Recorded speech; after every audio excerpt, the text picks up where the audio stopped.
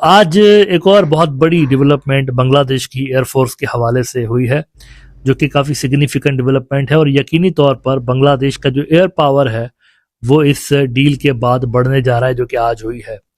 हुआ यह है कि बांग्लादेश ने आज इटली के साथ लेटर अस्सलाम वालेकुम जी, welcome back to my channel. Hope आप सब बिल्कुल ठीक ठाक होंगे। मेरा नाम स्मैन है, आप देख रहे हैं स्मैन रिएक्शंस बंगला।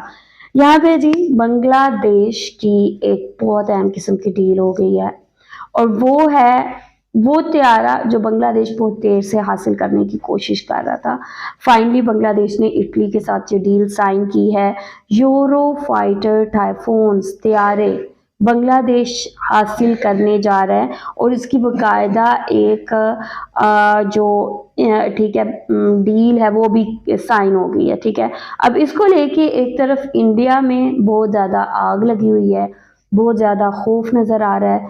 दूसरी तरफ अगर पाकिस्तान की बात करें तो पाकिस्तान का मीडिया बांग्लादेश को बहुत बहुत ज़्यादा अप्रिशिएट कर रहा है, बांग्लादेश के लिए क्लैपिंग कर रहा है कि कहा जा रहा है कि बांग्लादेश अपनी डिफेंस पावर को लेके 2030 का जो गोल है उसको लेके बहुत अच्छा काम कर रहा है।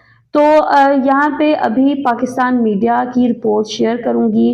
पाकिस्तान आर्मी के बहुत अहम पर्सन उन्होंने क्या कहा है, काफ़ी इंटरेस्टिंग रिपोर्ट है। वीडियो को आप लोगों ने आखिर तक देखना है। चैनल पे न्यू है तो चैनल को सब्सक्राइब और बेल आइकॉन को क्लिक करें। सो चलते हैं, देखते हैं वीडियो। Let's go. बांग्लादेश की मिलिट्री इन दिनों काफ़ी तेज़ी के साथ अपने फोर्सेस गोल 2030 पे काम कर रही है और इस हवाले से हम देख रहे हैं कि मुख्तलिफ जो इक्विपमेंट हैं और मुख्तलिफ जो वेपन्स हैं वो रिसेंटली बांग्लादेश की मिलिट्री ने खरीदे हुए हैं। बांग्लादेश की एयरफोर्स का जहाँ तक ताल्लुक है तो उस पे यानी ख़ास फोकस किया जा रहा है, ख़ास उसके ऊपर ध्यान दिया जा रहा है, क्योंकि जब आप मिलिट्री की मॉडर्नाइजेशन की बात करते हैं तो मॉडर्न वॉर्स के अंदर एयरफोर्स का रोल सेंट्रल होता है। पहले से कहीं ज़्यादा आजकल की जंगों में एयरफोर्स का रोल इम्पॉर्टेंट हो गया है। एयर कवर जब तक किसी मिलिट्री के पास नहीं होता तो वो ग्राउंड पे उतना बेहतर तरीके से परफॉर्म नहीं कर सकती। लिहाजा एयर फोर्सेस का जो रोल है ना मॉडर्न वॉर्स के अंदर वो कलीदी है। बांग्लादेश की एयरफोर्स पिछले काफ़ी सालों से लेकर निगलेक्टेड रही हसीना के दौर में, लेकिन अब काफ़ी तेज़ी के साथ इस फोर्स के ऊपर काम किया जा रहा है। कुछ दिन पहले मैंने आपको बताया था Bangladesh jet and C fighter jet खरीदने जा रहा है चाइना से। एक स्पेशल कमेटी बनाई गई थी गवर्नमेंट, मौजूदा गवर्नमेंट की जानिब से। 11 मेंबर थे उसके अंदर और इसका जो हेड था वो बांग्लादेश का जो चीफ ऑफ स्टाफ है एयरफोर्स का, वो इसका हेड था। और इस कमेटी का जो मकसद था वो असल में चाइना के jet and C fighter jets जो हैं उनकी डील हासिल करना। 20 जहाज बांग्लादेश खरीदने जा रहा था $2.2 बिलियन से, तो इसके लिए ये कमेटी बनाई गई थी। ये काम चल रहा है ऑलरेडी। इसके साथ पिछले दिनों हमने देखा कि पाकिस्तान की जानिब से ये अनाउंस किया गया कि उन्होंने एक फ्रेंडली कंट्री के साथ JF-17 थंडर फाइटर जेट्स उनको प्रोवाइड करने के लिए MOU साइन किया हुआ है। नाम नहीं लिया उन्होंने कि कौन सा मुल्क है, लेकिन एक्सपर्ट्स मानते हैं कि ये बांग्लादेश की बात की जा रही है। अब आज एक और बहुत बड़ी डेवलपमेंट बांग्लादेश की एयरफोर्स के हवाले से हुई है, जो कि काफ़ी सिग्निफिकेंट डेवलपमेंट है और यकीनी तौर पर बांग्लादेश का जो एयर पावर है वो इस डील के बाद बढ़ने जा रहा है, जो कि आज हुई है। हुआ यह है कि बांग्लादेश ने आज इटली के साथ लेटर ऑफ इंटेंट साइन किया है। लेटर ऑफ इंटेंट इस हवाले से साइन किया है कि बांग्लादेश ने उनको कहा है कि हम आपके यूरो फाइटर टाइफोन जो है वो खरीदने जा रहे हैं, हमें वो चाहिए आपसे। और इसके लिए इन्होंने लेटर ऑफ इंटेंट साइन किया। जो सेरेमनी की गई इस हवाले से, उसमें बांग्लादेश की जो एयरफोर्स का चीफ है हसन महमूद खान साहब वो भी मौजूद थे और जो इटली के एम्बेसडर बांग्लादेश के अंदर हैं एंटोनियो अलेजेंड्रो वो भी मौजूद थे। और इसके अलावा दीगर जो मिलिट्री के और सिविलियन जो हाई ऑफिशियल्स थे वो इस तकरीब के अंदर मौजूद थे, जो कि इस जहाज को खरीदने के हवाले से बांग्लादेश ने आज की। 4th जनरेशन फाइटर जेट है और ये अगर बांग्लादेश को मिल जाता है तो ये उनकी एयरफोर्स के जो टॉप के यानी प्राइम जो उनके फाइटर जेट्स होंगे, this will be one of them. इस जहाज के बारे में मैं आपको बता दूं कि ये यूरोप की बेस्ट ऑफ द बेस्ट जो प्रोडक्ट्स हैं उनमें से एक माना जाता है। यानी जैसे रफ़ाइल है ना, रफ़ाइल और यूरो फाइटर टाइफोन जो जेट है, यूरोप ने आज तक जितने बढ़िया जहाज प्रोड्यूस किए हैं this is one of them, Rafale की ही तरह। ये कई सारे मुल्कों की टेक्नोलॉजीज़ का मिक्सचर है यूरो फाइटर टाइफोन। ये जर्मनी का भी इसके अंदर टेक्नोलॉजी है, ब्रिटेन का भी है, इटली का भी है, स्पेनिश टेक्नोलॉजी भी इसके अंदर है। तो ये एक तरह से यूरोप की आप समझ लें कि जो सबसे बढ़िया टेक्नोलॉजीज हैं, यानी ये वो मुल्क हैं सारे के सारे जो कि सबसे अच्छे वेपन्स बनाते हैं। तो इनकी टेक्नोलॉजीज मिलके यूरोफाइटर टाइफॉन बनाते हैं। बल्कि कहा यह जाता है कि ये यूरोप की हिस्ट्री के जो सबसे बड़े ज्वाइंट प्रोग्राम है ना मिलिट्री के हवाले से, this was one of them, Eurofighter Typhoon jet. तो बांग्लादेश वो खरीदने जा रहा है। इटली के साथ इन्होंने ये जो मुआहिदा है साइन किया हुआ है। दी बिजनेस स्टैंडर्ड रिपोर्ट कर रहा है, air force signs letter of intent with Italy's Leonardo for Eurofighter Typhoon procurement. The agreement covers the eventual supply of Eurofighter Typhoon jets, which are expected to join Bangladesh Air Force's frontline fleet. और इसमें मजीद उन्होंने कहा कि the Bangladesh Air Force has signed a letter of intent with Leonardo SPA of Italy to procure Eurofighter Typhoon multi-role combat aircraft, marking a major step in the modernization of the air force. अच्छा, ये multi role क्या है? हो सकता है कि मेरे बहुत सारे व्यूअर्स को ये टेक्निकल चीजें पता ना हो। देखिए, ये जो फाइटर जेट्स होते हैं ना, इनको तरह तरह के रोल्स असाइन किए जाते हैं।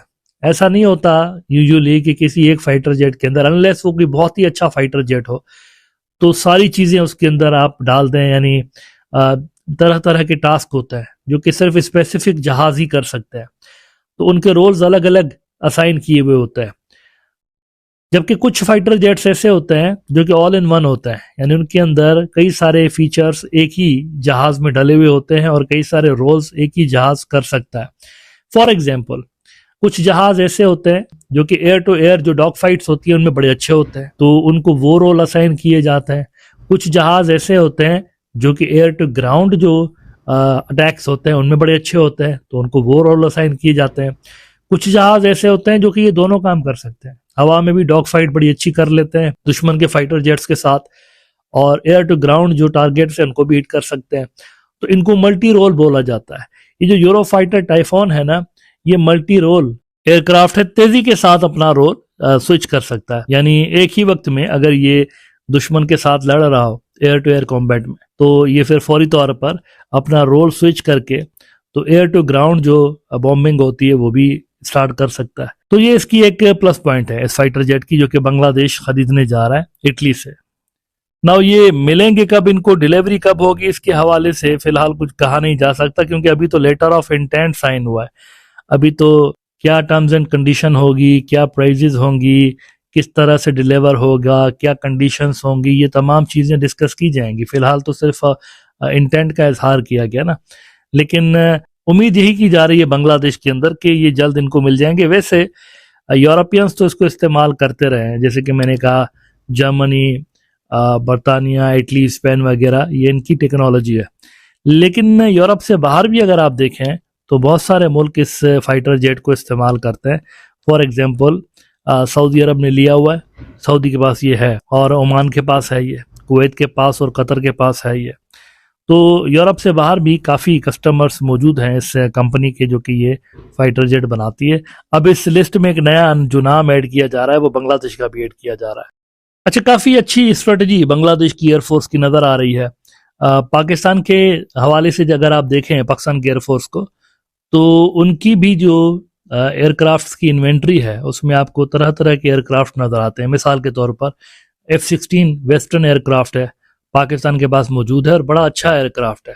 लेकिन at the same time China के जो जेट एंड सी हैं वो भी पाकिस्तान के पास मौजूद है, और अपनी जो टेक्नोलॉजी है जो कि वो ज्वाइंट प्रोडक्शन उनकी है चाइना के साथ, JF-17 थंडर, वो भी इनके पास मौजूद है। फिर टर्किश जो कान फाइटर जेट है वो अक्वायर करने में भी पाकिस्तान इंटरेस्टेड है।